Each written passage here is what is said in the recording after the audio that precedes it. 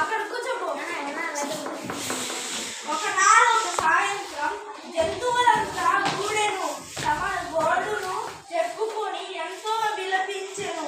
ఏంటి ఘోరమని పడి పడి దుఃఖించెను.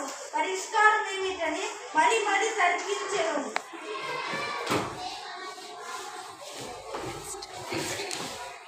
ఆకలితో ఉన్న రాజు అగ్రహించు దుఃఖెను. బుద్ధిబలం ఎక్కువ ఉన్న కుందేలది ముందే ఊహించెను. ఓ రాజా, నిల్లు నిల్లు నిల్లు, నా మాటలు వినమనను. దారిలోనే ఒక సింహం తనను అడ్డగించెనని, నిన్ను గుర్చి ఆ సింహం దుర్భాషలు ఆడెనని కట్టుకథలు చెప్పి దానిని బోల్తా కొట్టించెనను. కోపంతో ఉన్న మృగరాజు విచక్షణ మరిచెను. ఎక్కడ ఆ సింహం అని కుందేలును గద్దించెను. తన సాక్షిగా పడిందని కుందేలు సంతోషించెను.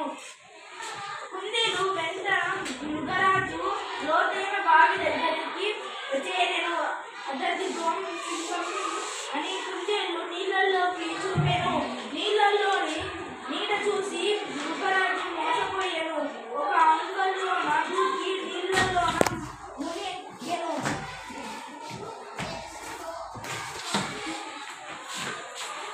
నీతి